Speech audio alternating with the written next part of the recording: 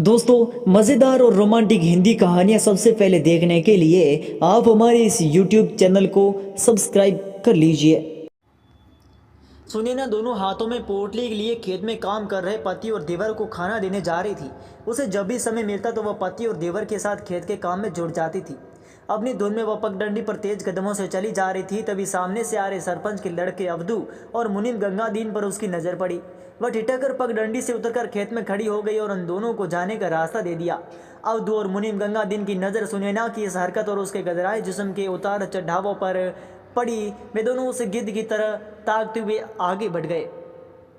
कुछ दूर जाने के बाद अब्दू ने गंगादीन से पूछा, क्यों मुनीम जी, ये सोन चिड़िया किसके घर की है? ये तो सुखिया की बहू है, जा रही होगी खेत पर अपने पति को खाना पहुंचाने। सुखिया अभी 2 महीने पहले ही तो मरा था। 3 साल पहले उसने सरपंच जी से 8,000 रुपये उधार लिए थे। अब तक तो ब्याज जोड़कर 17,000 रुपये हो गए होंगे। अब्दू की आदतों से परिचित मुनीम गंगादीन ने मस्केबाजी करते हुए कहा, लाखों का हीरा फिर भी इतना कर्ज, आखिर हीरे की परख तो जोर ही कर सकता है ना? अब्दू ने कुछ सोचते हुए पूछा, और मुनीम जी कैसी है तुम्हारी वसूली? तकदा चालू है बेटा, जब तक सरपंच जी तीर्थ यात्रा से वापस नहीं आते तब तक इस हीरे से थोड़ी बहुत वसूली आपको ही करा देते हैं। मुनीम जी, जब हमें फायदा होगा तभी तो आपकी तरक्की होगी। दूसरे दिन मुनीम गंगादीन सुबह सुबह ही सुनैना के घर जा पहुंचा। उस समय सुखिया के दोनों लड़के श्यामू और हरिया दालान में बैठे चाय पी रहे थे। गंगादीन को सामने देख श्यामू ने चाय छोड़कर दालान में रखे तख्त पर चादर बिछाते हुए कहा, राम राम मुनीम जी, बैठो मैं चाय लेकर आता हूँ। चाय तो लूंगा ही, लेकिन बेटा श्यामू, धीरे धीरे आजकर पर टाते हुए 8,000 के 17,000 रुपये हो गए हैं। तूने महीने भर की मोहलत मांगी थी, वह भी पूरी हो गई। मूल तो तू ब्याज तक नहीं देता। मुनीम जी, आप तो घर की हालत देख ही रहे हैं। कुछ ही दिनों पहले हरिया का घर बसाया है और अभी अभी पिताजी भी गुजरे हैं। श्यामू की आंखों में आंसू भर आए। मैं तो समझ रहा हूँ, लेकिन जब वह समझे जिसकी पूंजी फंसी है तब न। वैसे तूने महीने भर की मोहलत लेने के बाद भी फूटी कोड़ी तक नहीं लौटाई, मुनीम गंगादीन ने कहा। तब तक सुनैना गंगादीन के लिए चाय लेकर आ गई। गंगादीन ने उसकी नाजुक उंगलियों को छूता हुआ चाय लेकर छिड़कने लगा और हरिया चुपचाप बूथ बना सामने खड़ा रहा। देख हरिया, मुझसे जितना बन सका उतनी मोहलत दिलाता गया।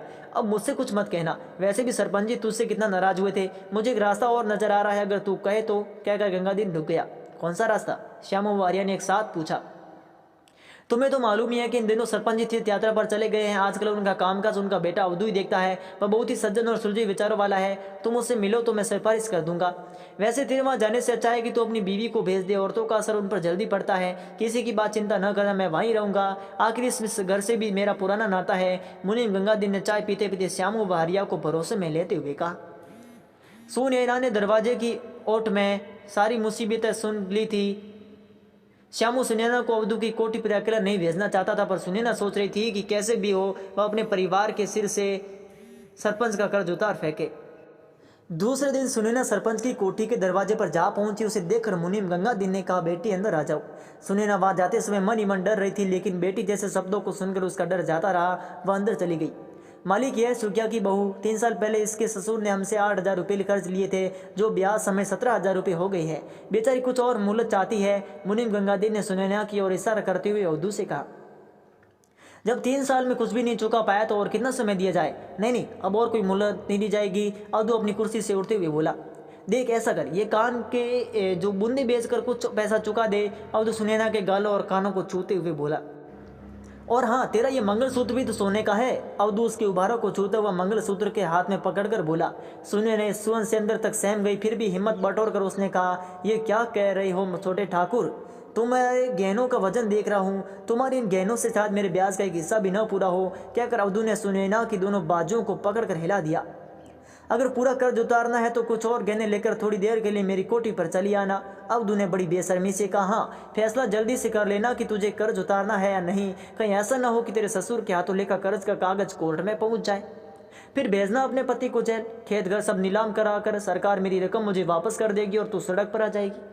सुनैना इसी उद्दड़ बुन में डूबी पगडंडियों पर चली जा रही थी। अगर वह छोटे ठाकुर की बात मानती है तो पति के साथ विश्वासघात होगा। अगर वह उसकी बात नहीं मानती तो पूरे परिवार को दर दर की ठोकरें मिलेगी। कुछ दिनों बाद मुनीम गंगादीन फिर सुनैना के घर जा पहुंचा और बोला, बेटी सुनैना, कर लिया फैसला? क्या आपने गहने देकर ठाकुर का कर्ज चुकाएगी? हाँ, मैंने फैसला कर लिया है। बोल देना छोटे ठाकुर को कि मैं जल्दी ही अपने कुछ और गहने लेकर आ जाऊंगी कर्ज उतारने। उससे यह भी कह देना कि पहले कर्ज का कागज लूंगी फिर गहने दूंगी। ठीक है, वैसे भी छोटे ठाकुर सौदे में बेईमानी नहीं करते, पहले अपना कागज ले लेना फिर। वहीं खड़े सुनैना के पति और देवर यही सोच रहे थे कि शायद सुनैना ने अपने सोने और चांदी के गहनों के बदले पूरा कर्ज चुकता करने के लिए छोटे ठाकुर को राजी कर लिया है। उन्हें इस बात का जरा भी गुमान न हुआ कि सोने चांदी के गहनों की आड़ में वो अपनी इज्जत को दांव पर लगाकर परिवार को कर्ज से छुटकारा दिलाने जा रही है। और देख गंगादीन, अब मुझे बेटी बेटी न कहा कर, तुझे बेटी और बाप का रिश्ता नहीं मालूम है। बाप अपनी बेटी को सोने चांदी के गहनों से लादता है, उसके गहनों को उतरवाता नहीं है। सुनैना की आवाज में गुस्सा था। दूसरे दिन सुनैना एक रुमाल में कुछ गहने बांधकर अवधू की कोठी पर पहुंच गई। आज अंदर कमरे में तेरा कागज निकाल कर इंतजार कर रहे हैं छोटे ठाकुर। सुनैना को देखते ही मुनीम गंगादीन बोला। सुनैना झटपट कमरे में जा पहुंची और बोली, देख लो छोटे ठाकुर, ये मेरे गहने हैं, लेकिन पहले कर्ज का कागज मुझे दे दो। ठीक है, ये लो अपना कागज, अवधू ने कहा। सुनैना ने उस कागज पर सरसरी निगाह डाली और उसे अपने ब्लाउज के अंदर रख लिया। ये गहने तो लोगों की आंखों में पर्दा डालने के लिए है, तेरे पास तो ऐसा गहना है जैसे तू जब चाहे मुझे देकर और जितनी चाहे रकम ले ले। अवधू कुटिल मुस्कान लाते हुए बोला। ये क्या कह रहे हो छोटे ठाकुर? सुनैना की आवाज में शेरनी जैसी धार थी। अवधू को इसकी जरा भी उम्मीद नहीं थी। सुनैना बिजली की रफ्तार से आते में चली गई। तब तक गांव की कुछ औरतें आदमी भी कोठी के सामने आकर खड़े हो गए थे। वे वहां से आते कि भीतर का नजारा साफ दिखाई दे रहा था। लोगों को देखकर नौकरों की भी हिम्मत जाती रही कि वे सुनैना को भीतर करके दरवाजा बंद कर ले। अवधू और गंगादीन भी समझ रहे थे कि अब वे दिन नहीं रहे जब बड़ी जाति वाले नीची जाति वालों से खुलेआम जबरदस्ती कर लेते थे। सुनैना बाहर आकर बोली, छोटे ठाकुर और गंगादीन, देख लो पूरे गहने हैं पोटली में, उतर गया ना मेरे परिवार का सारा कर्ज, सबके सामने कह दो। हाँ हाँ ठीक है, अवधू ने घायल सांप की तरफ उपकार कर कहा। सभी लोगों के जाने के बाद अवधू और गंगादीन ने जब पोटली खोल कर देखी तो वे हारे हुए जुआरी की तरफ बैठ गए। उसमें सुनैना के गहनों के साथ साथ गंगादीन की बेटी के भी कुछ गहने थे जो सुनैना की अच्छी सहेलियों में से एक थी। अब मैं अपनी बेटी के सामने कौन सा मुंह लेकर जाऊंगा? क्या सुनैना उससे मेरी सब करतूतें बताकर ये गहने ले आई है? सोचकर गंगादीन का सिर घूम रहा था। अवधू और गंगादीन दोनों समझ गए कि सुनैना एक माहिर खिलाड़ी की तरह बहुत अच्छा खेल खिलाकर गई है।